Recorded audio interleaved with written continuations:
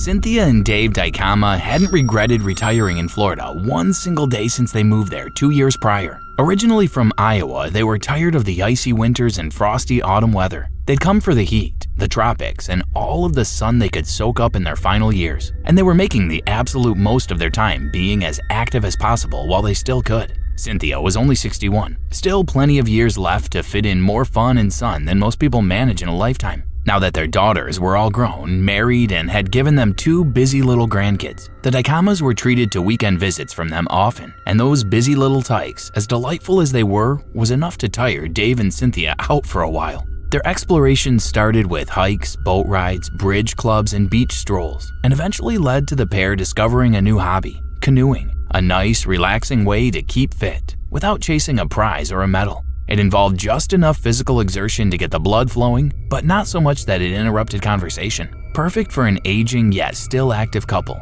For the past 6 months, 3 times a week, they'd take out their 2-man canoe and ride for an hour or 2 on a river, stream, or lake during the late afternoon. The pair chose shallower waterways most of the time for 2 reasons. First, they preferred not to go into strong streams. That's why they avoided the ocean. The point wasn't to fight with the current after all. Secondly, shallower water made alligators more visible. Well, usually at least, and in the event that either one of them ended up in the mucky water, they wouldn't have to work too hard to get back to dry land. On May the 6th, 2025, the couple had a new destination in mind, Tiger Creek, a small waterway that meandered off from Lake Kissimmee. They lived in an affluent neighborhood in Polk County and chose this location to retire in specifically because it had so many attractions for older people. They'd spent the morning driving around to visit a few museums and to take a walk around the Bach Tower Gardens. They decided to skip over Legoland this time around since they'd already taken their grandchildren there a few months prior. Besides, Legoland wasn't exactly the Dykama's kind of scene. They preferred quiet outings instead. Then they went for a late lunch and stopped by the antique store. Cynthia picked up a gorgeous ancient clock that she carefully stowed beside the canoe that they'd already loaded into the back of their car. And at 3:30 that afternoon, they stopped by the creek, ready for a couple of hours of rowing to end off the day, before heading home for the evening. All in all, the day had gone perfectly. They struck off from the small rickety wooden jetty and paddled leisurely for the next 40 minutes, stopping twice to chat with strangers. One was a grizzled old retiree who'd come there for a bit of fishing that they'd run into before, and the others were a young couple from the Netherlands who were also canoeing. They even saw 2 smaller gators resting on one of the banks, sunning themselves with the last warm rays of the day. But the one beneath the surface was completely invisible to them under the brown murky water. The 11-foot beast was so well camouflaged that the pair honestly couldn't have done anything to avoid it. They were riding right in the middle of the creek, and when their little craft scraped over something hard, their first thoughts went to a submerged branch, or maybe even a larger boulder. But that thought process was almost instantly shattered when the animal reacted to the knock against its back. It thrashed in shock, sending the tiny boat and both humans inside crashing into the water. Dave and Cynthia were completely submerged for only a moment. Sputtering and gasping, Dave stood up in the knee-deep water, heading over to Cynthia, who was still spitting out water and in the middle of getting to her feet. And then they saw it, a reptilian back wreathing towards them. Like a flash, that massive reptilian body turned and snapped its jaws at the closest moving thing, which just happened to be Cynthia. The rows of razors closed around her torso, crushing down so hard that the sound of her ribs shattering cracked through the air like fireworks. Cynthia only managed to get out a small, startled gasp of surprise before the gator barreled its body over her. Its infamous and deadly death roll was in full effect, just as fast as it took for the creature to snag her up. Dave watched as the brown monster turned and turned and turned. Every time its belly showed, Cynthia's blue blouse and her horrified face peeked out for a split second before turning back down. The turns were too fast for her to gulp down air. It was too quick for her to scream, and there's no getting loose from that vice grip once a person is in it.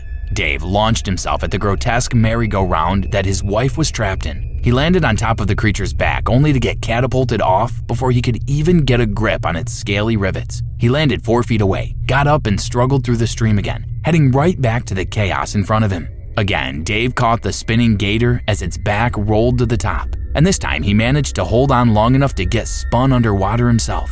Just imagine a 500-pound predator spinning like a corkscrew in murky water at 2 rotations per second. That is pure nightmare fuel right there. How Dave managed to hold on for 2 full spins is a miracle in and of itself. Predictably, Dave was flung off by the second spin, launched a full 7 feet through the air. He landed hard in 2 feet of water near the bank of the creek. Again, Dave got up, gasping for air. His ribs were bruised from the fall. His airways completely knocked clear of air, and he was totally disoriented from the ordeal. Still, Dave stumbled back again, clutching his side as he went. But the animal had realized that it would rather not fight another human when it already had a perfectly good one firmly trapped in its grasp. Still holding Cynthia in its jaws by her chest, it swam off. The bumpy scales and blue blouse disappeared beneath the surface before Dave even made it halfway toward them. For a second, Dave saw a limp pair of legs appear before they were dragged down after their captor. The commotion alerted the Dutch tourists and the old fisherman. The young couple jumped into the water and half-carried, half-walked Dave to the bank, leaving their canoe forgotten behind them. Even that short waddle through the shallow water was enough to render Dave incapable of speaking, and his legs folded out from under him the moment they reached land.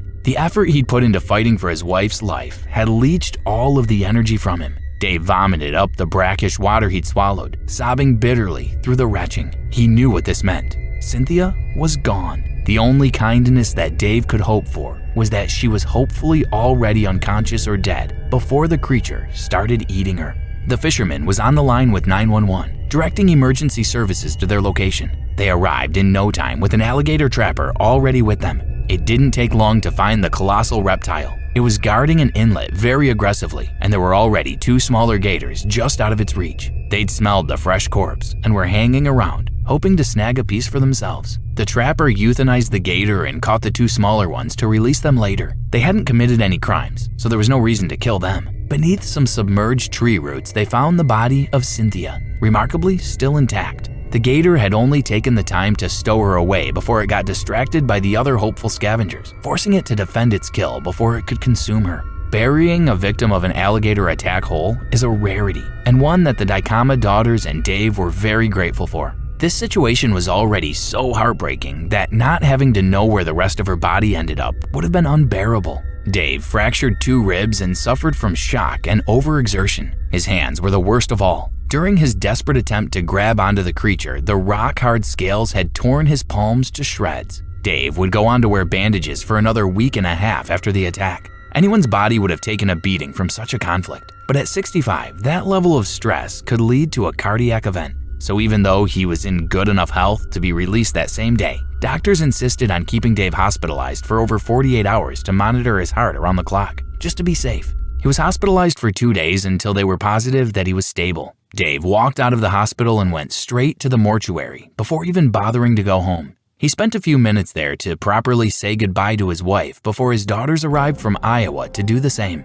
With this attack, Cynthia Dicama became Felida's 450th person since 1948 to be dragged down to their swift, scaly, final affliction. 40-year-old Dave Hogbin was about as close to a real-life superhero genius as you could get. As a freshly graduated high school student, he first went into real estate, but that was just so he could pay to study nuclear medicine. But it wasn't enough for the Newcastle in New South Wales native to just treat cancer and organ function in this ultra-specialized field. Nope, he went back to medical school to become a general practitioner on top of that, where he met his beloved wife, Jane. Together they had 3 sons, aged 7, 5, and just 2 years old. Jane, also a general practitioner, kept a busy household. Obviously, work kept them plenty busy, but they also kept up with 3 very typical boys who loved nothing more than to camp, fish, catch bugs, and climb just about every tree in the vicinity. Not that Jane or Dave minded, they loved the chaos of a house full of life and laughter. And if given enough time, they probably would have added another lively child to the mix. Unfortunately, Mother Nature does not give leniency to people just because they're good and kind, or because they fill the world with more joy than they found it. At the end of July 2024, the Hogbin family took a rare few weeks off. They chose this time specifically to travel. June and July are super busy tourist seasons in Australia, but by the end of July leading into August, the dry season starts, and it's usually when locals take the time to catch up with their own vacations to avoid all the tourists. The family packed their car and started a leisurely 1,800-mile trip from Newcastle to Cape York, the northernmost point in Australia, along with another couple and their 2 children. They had 2 whole weeks planned out, a different camping spot every night, and a new sight to see, with all of the pictures that a memory card could possibly hold. The first week went fabulously. Their 7 and 5-year-olds each caught their first fish, much to their father's delight. The boys climbed so many trees that Jane spent more than one evening prying splinters out of their palms with a pair of tweezers by the fireside. They made it all the way to the northernmost point of Australia, spent 2 days there, and started their journey back. Just a little over 300 miles back down, they stopped at Cooktown, a deeply historical town in the outback, centered around the infamous gold rush and the deeply cherished indigenous community. They arrived on Friday the 2nd, but there was just so much to see in Cooktown that they decided to spend another night there. After a morning of visiting the museum and a short hike through the rainforest, the boys were all tuckered out. Jane and Dave hadn't had much time to themselves, what with friends and kids running around, that they jumped at the chance to take a leisurely stroll next to the Annan River when the other couple offered to watch the boys while they took their afternoon nap.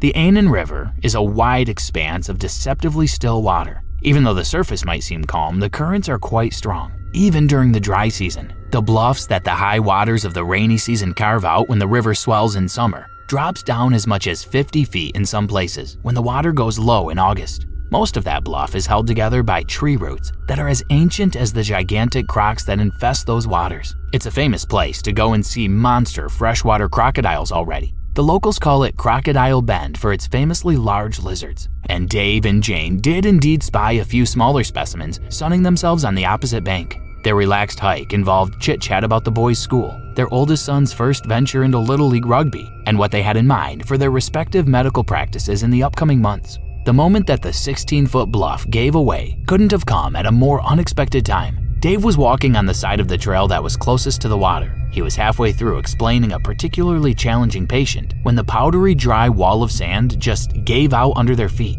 cutting him off mid-sentence. The first boulder-sized mounds of clay cracked like thunder when it hit the water. Dave's feet slid down. One moment the ground beneath him was solid, and the next, the earth had turned to nothing but a plume of sandy nothingness. Both of them instinctively grabbed at each other's hands, gripping it fiercely in the midst of the dust cloud. Jane was still on shaky but ever so slightly more stable ground. Dave was dangling beneath her, tethered only by her arm. For a fraction of a second, their eyes met, wide with shock and fear. And then, Jane's feet started slipping too. The precarious stability of the bank couldn't hold her, and the 160 pounds that Dave's weight added to the equation. When her feet began to slide, Dave made a split-second decision that tells you everything you need to know about what kind of man he was. He let go. He knew that Jane couldn't hold on to him on her own, but he also knew that if they remained connected, both of them would go down. So he made the incomprehensibly brave decision to sacrifice himself rather than take them both down that 16-foot drop into croc-infested waters. Jane saw the resolve in his eyes just before he let go, and she managed a shout of protest just before he did. Dave released his only lifeline to save the mother of his children, his best friend, and the love of his life.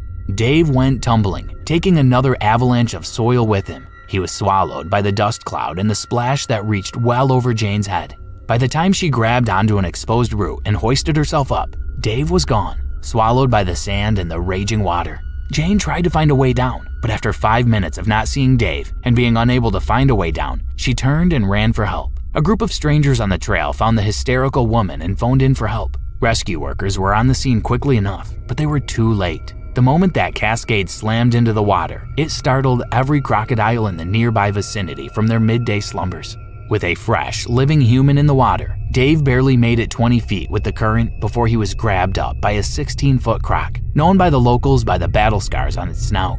Dazed from the fall, unable to discern up from down, and already in the midst of drowning from the clay and water lodged in his airways, Dave didn't stand a chance. The hikers who alerted authorities swarmed the banks, looking for any sign of him. But Dave was dead and dragged away long before they or the rescuers even arrived on the shore. For 2 days, the searches went on, but it wasn't until residents reported an aggressive crocodile with scars on its nose, 2.5 miles away from where Dave fell in, that rangers finally found something. The animal was extremely territorial, necessitating its euthanization based on its extreme aggression alone. Some of Dave's remains were found inside its digestive tract, but a search of that area did not yield the rest of Dave's body. Most likely, the rest of Dave's remains were stolen by another crocodile, or several, when the larger one was taken out in the short time that rangers were busy with the necropsy.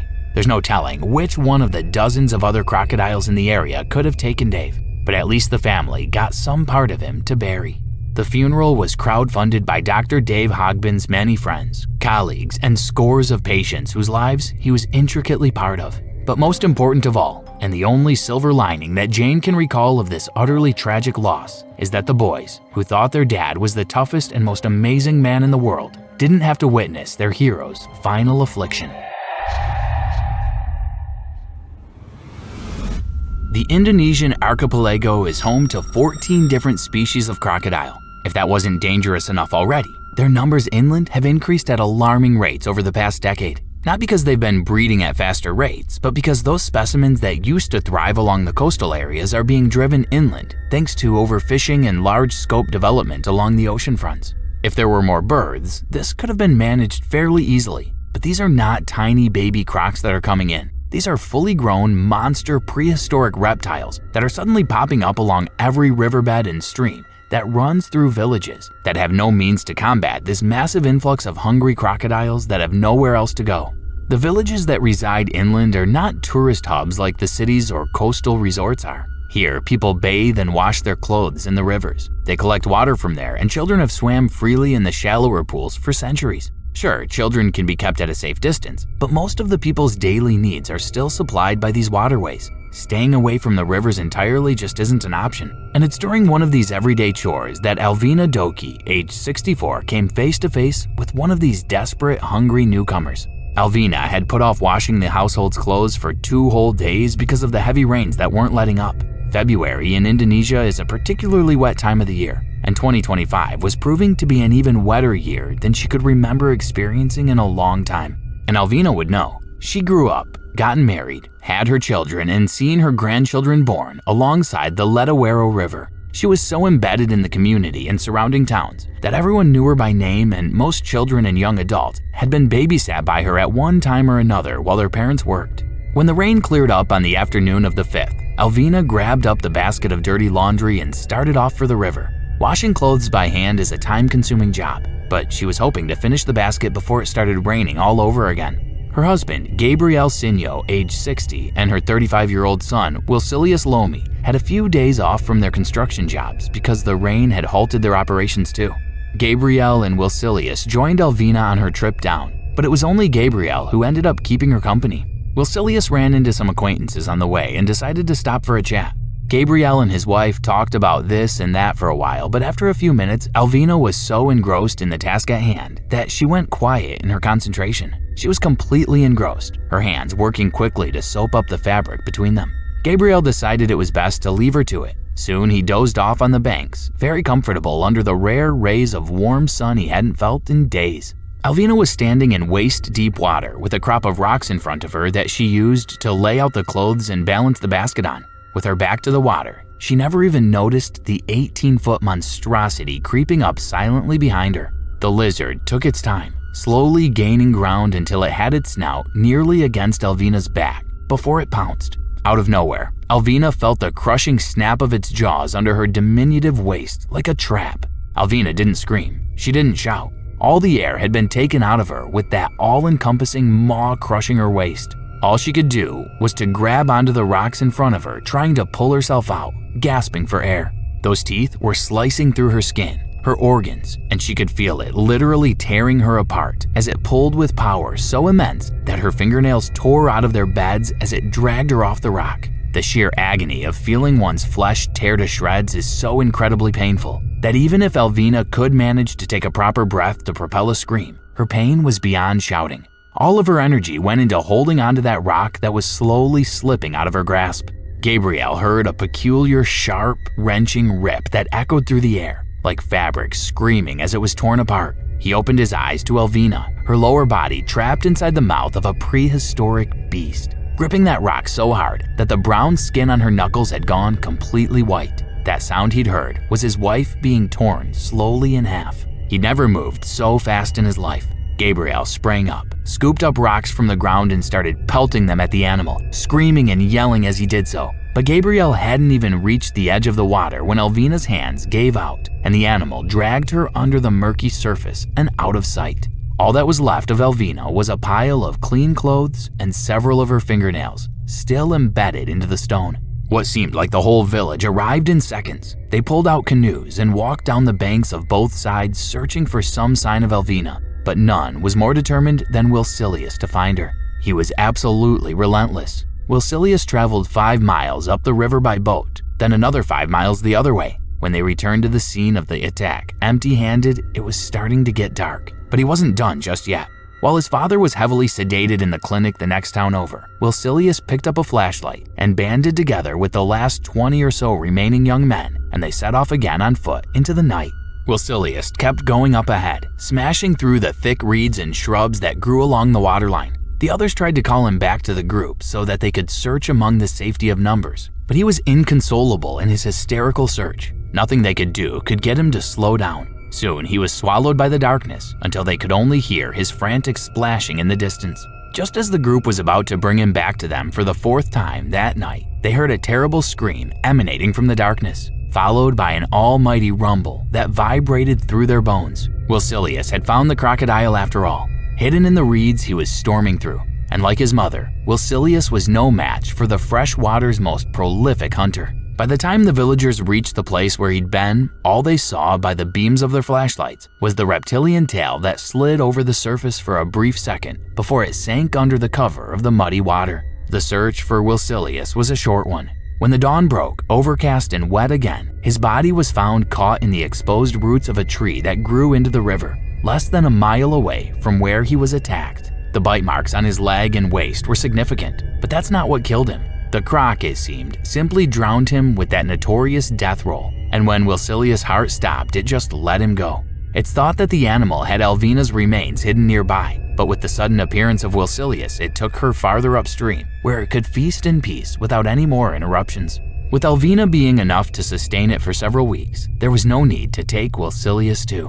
Mother and son, both taken on the same day by the same beast. Indonesia had never had a tragedy of this scope, committed by the same animal before. Just imagine Gabriel's terrible grief when he awoke from his sedated sleep the next day to find his wife of 24 years and his son both gone. The predator who'd taken them was nowhere to be found, free to roam and to hunt. How long would it be before it stalked another man, woman, or child and dragged them down to their final affliction? Anne Marie Campbell was an aspiring artist. She had graduated from Murray State University in Kentucky, gaining a degree in printmaking. But the 23-year-old had grown up in Florida. She often returned to the Sunshine State, drawn back to its beauty and fond childhood memories.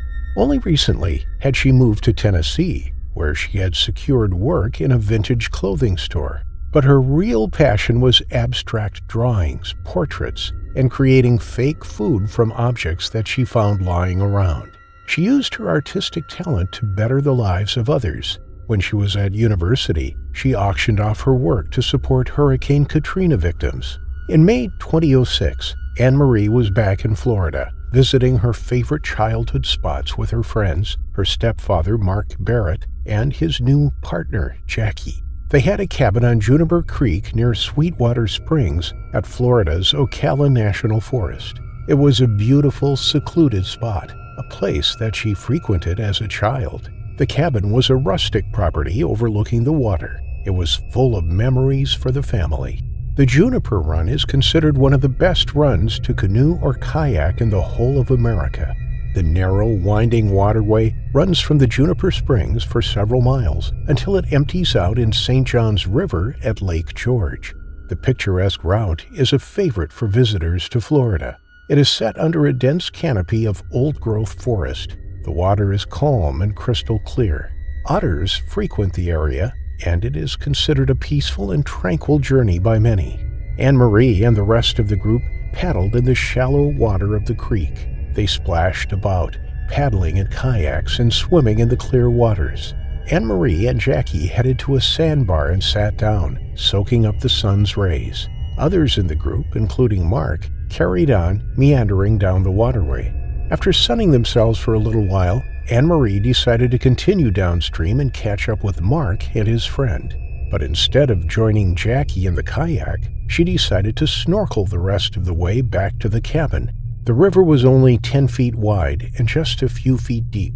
She pulled her mask and snorkel down over her face and stepped off the sandbar into the water. The water was so clear she could see all around her. The roots from trees spread down from the riverbank into the water. Vegetation swayed with the current along the riverbed, and fish swam in the deeper, more sheltered pool. Anne-Marie floated on the surface, being carried along by the gentle current. But what she didn't know was that she was being dragged closer to an alligator. It was large, 11 feet 4 inches long, and weighing 407 pounds. It was a male, and it was mating season, a time when alligators are known to be naturally more aggressive than other times of the year. The two men had kayaked past it without even noticing it only moments before.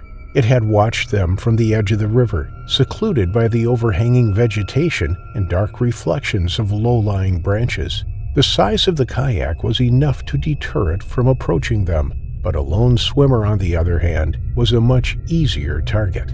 Perhaps Anne-Marie startled the alligator as she crept along, silently hovering at the surface of the river. Or maybe the alligator was in hunting mode. Nobody knows for sure. But as she approached the animal, blissfully unaware of the imminent danger she was in, it suddenly lunged at her. It closed its massive jaws around her head and the upper part of her body. The force from the bite alone cracked her ribs, squeezing the air from her lungs. She felt the immense pressure closing in all around her as her world went dark. She was pulled under the water, fighting to stay alive, fighting for air. At first, she didn't know what was going on. It had all happened so quickly, and she hadn't had time to react or take a deep breath and brace herself for the attack. The hit alone had shaken her, and now she was held firmly in its jaws with no way out. She tried to gain purchase on the animal's enormous snout, desperately trying to pry open its jaws, but the alligator held fast, swimming downstream with the young woman firmly in its grasp. She could feel herself growing weaker as her lungs were screaming out for air. She knew the end was near.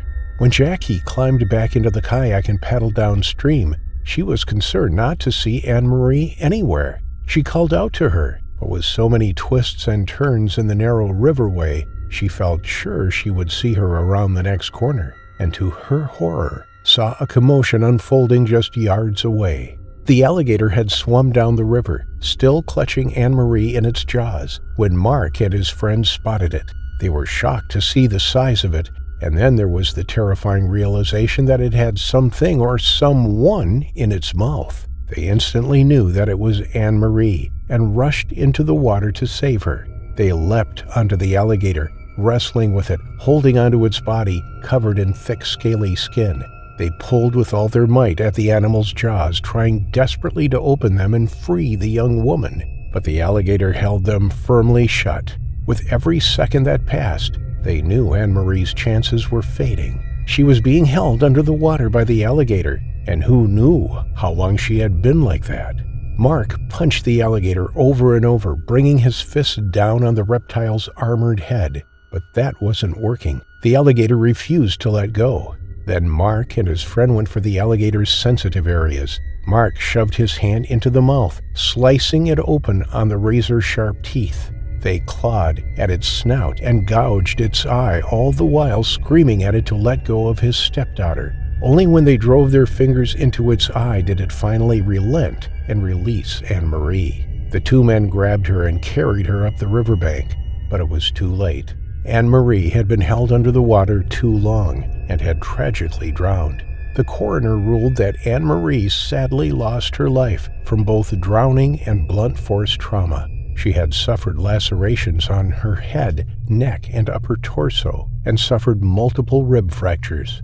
Following the brutal and harrowing attack, officials closed that section of the waterway and set about trying to catch the alligator. They knew that it was large, from the injuries Anne-Marie had sustained and from what Mark and his friend had described.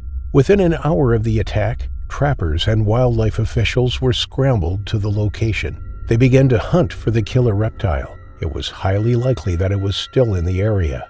They set up 8 baited traps in the water, large hooks covered in beef lungs to entice the animal. Its scent drawing the alligator near, but it didn't take the bait for the first few days. Instead, all trappers found was a large imprint on the muddy riverbank where it had rested in the sun.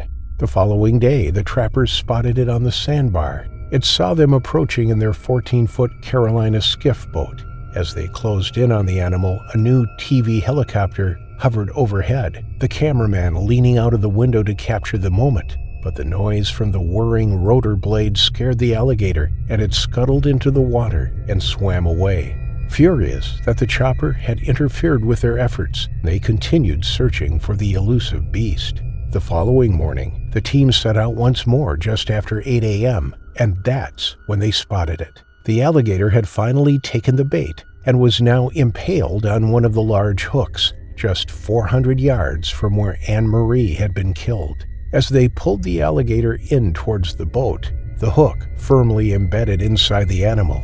It took several officers to carry the alligator from the boat to a truck, stopping several times to rest and get a better grip. It was enormous. Sadly, Anne-Marie didn't stand a chance when she was taken by the animal. It was too strong and powerful, and the sheer weight of it was testament to its incredible power. But officials needed to be sure that it was the correct alligator. The Juniper Run was so popular with visitors that they needed to make sure people were safe.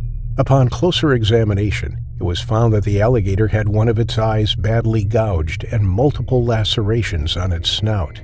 Mark was then called in to present the puncture wounds on his hand, and they were a direct match with the alligator's teeth. They were relieved to know that they had captured the alligator responsible for Anne-Marie's death.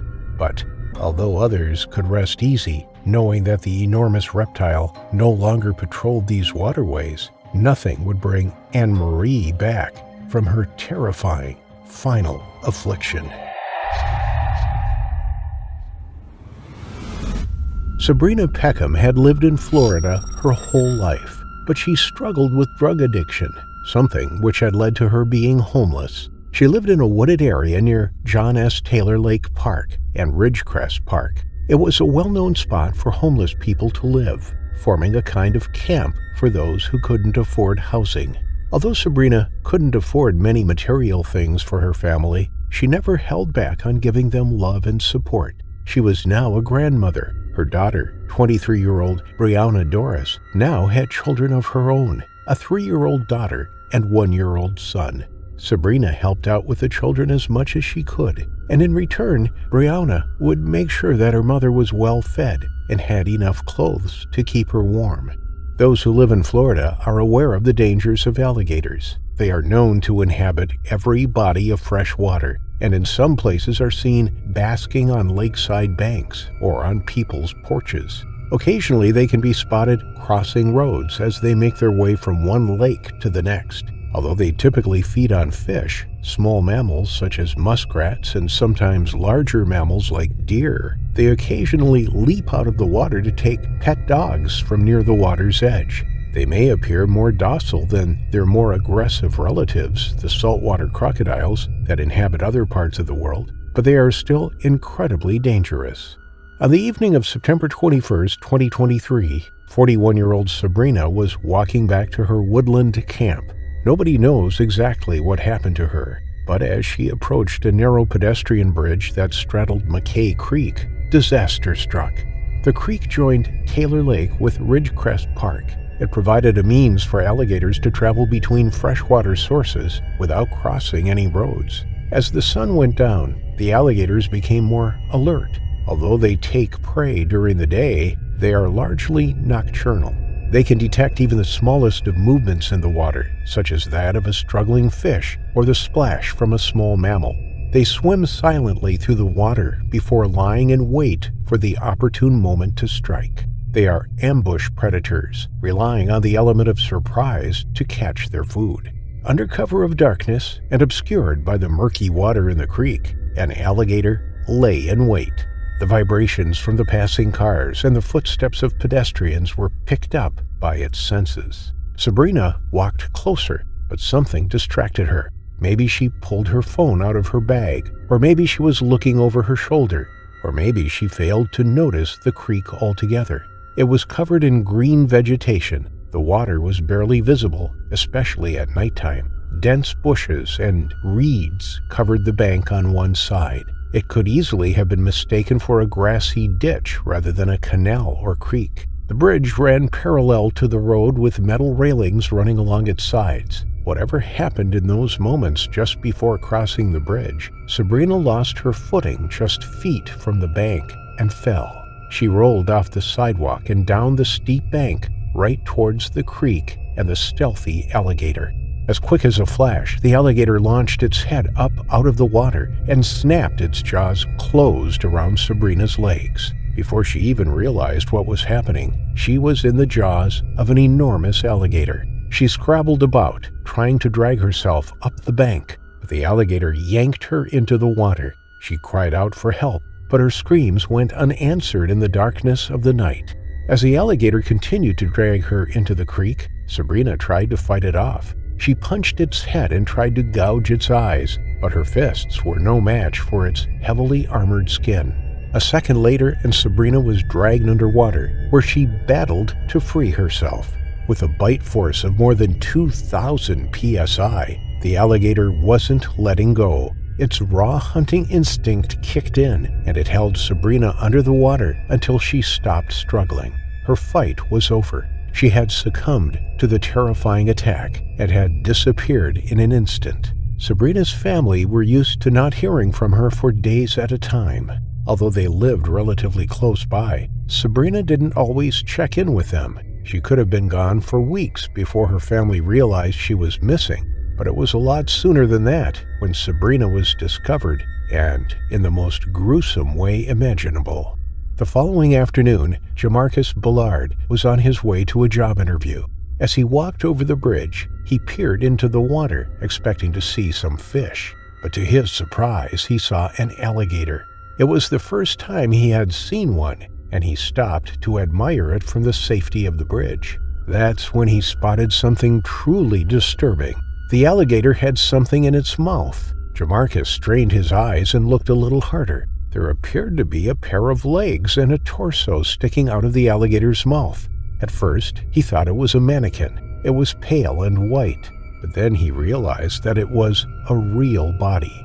His heart thundered in his chest, and he raced to the Largo Fire Department, which was just 400 yards away. Officers rushed to the bridge, whilst sheriffs and deputies were scrambled to the area. It was confirmed that it was a body held in the jaws of an enormous alligator. Experts from the Pinellas County Sheriff's Department now had the difficult task of capturing the animal and retrieving the body.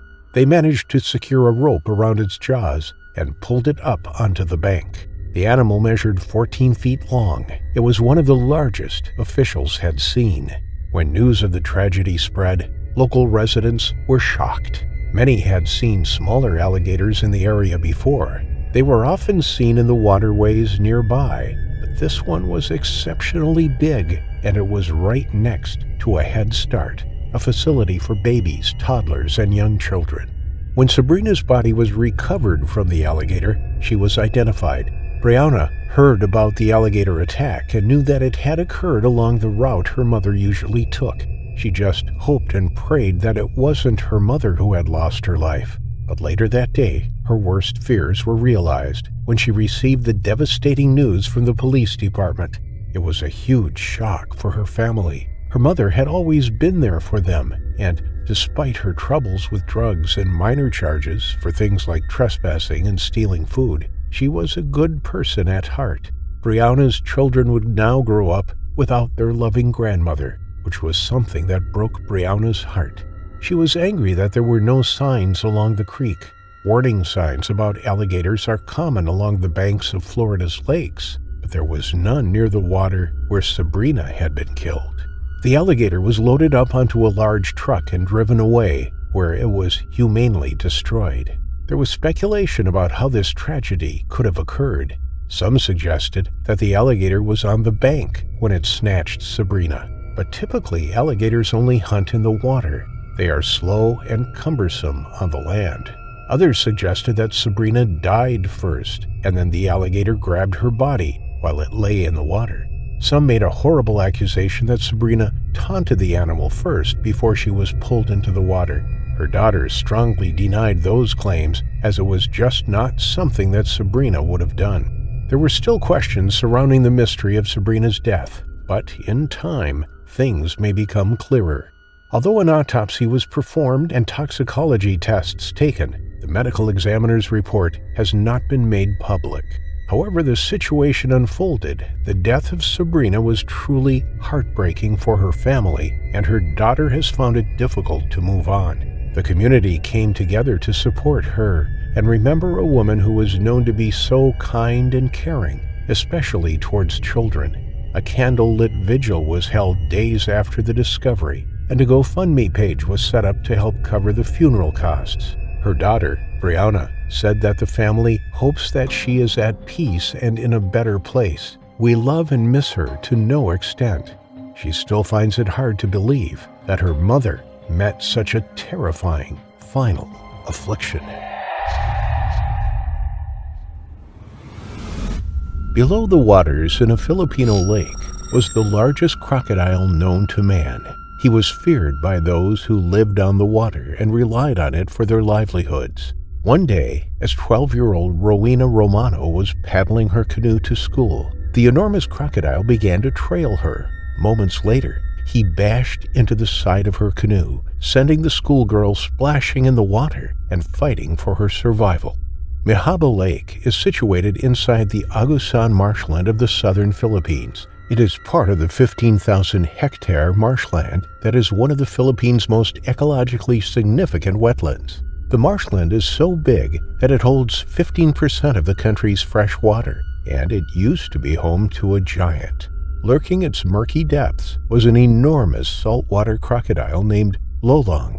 When crocodiles were hunted for their meat and leather in the marsh, their numbers declined and business for the locals was good.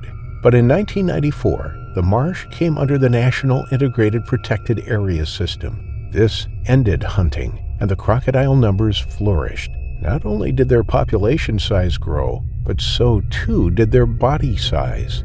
The area in the Philippines is relatively untouched and unspoiled. The habitat is clean and unpolluted, ideal for the crocodiles. Some reported seeing 17-foot, 18-foot crocodiles patrolling the waters, but there was one in particular that became famous. Rightly or wrongly, Lolong was blamed for at least 2 deaths. The first horrific incident was witnessed by others when a schoolgirl was taken by him, and the second involved a fisherman near which Lolong had been spotted moments before the man disappeared. But he wasn't the only crocodile that was threatening the people living on the lake. Hundreds of people live in houseboats on the lake, constructed from wood and thatch. They aren't supported by stilts, but instead bob up and down on the lake's surface and adjust to the seasonal rise and ebb of the water. The people who live there are the Agusan Manobo, some 4,000 indigenous people of the swamp who make a living on the lake. They move across the water in long dugout canoes, the edges of the boats just inches from the surface of the water. They travel through the waterways and into the center of the lake to fish for carp and collect snails and other marine foods. School children head across to the floating schools. There used to be a time when the crocodiles, thought to be around 5,000 in the area, would swim alongside the canoes. Then, when the locals made loud noises or splashed their oars in the water, they would turn and hurriedly swim away. But now they were less wary of humans. The tribespeople once revered the crocodiles as mystical creatures, but now they feel terrorized by them. For generations, crocodiles were thought to hold the spirits of tribal ancestors. But now that there has been an increase in the number of attacks on people, even the elders are beginning to threaten action. As time has gone on, the crocodiles have come to associate the people with food. No longer do they fear them. They regularly take livestock from the lakeside or from the edges of the houseboats. They have become bold. Some have tasted human flesh. Saltwater crocodiles are notoriously territorial and aggressive. With an increase in human activity in and around the lake, they may see intruders as a threat. They have been known to bump the sides of the canoes, overturning them or crunching their enormous jaws around the sides. Attacks on people are now common, and people fear for their lives. In March 2009, 12-year-old Rowena Romano was heading to her floating school. It was a day like every other. She was following her regular routine and had made the journey hundreds of times before. She had climbed into the dugout canoe with her classmates and was accompanied by a man in another canoe as they paddled away from the houseboats and across the open water. With each stroke of the oar, the vibrations emanated through the water. They were detected by multiple crocodiles lurking nearby. One moved closer to investigate. Whether it was on the hunt for food or acting aggressively to defend its territory, it made a beeline for the two youngsters.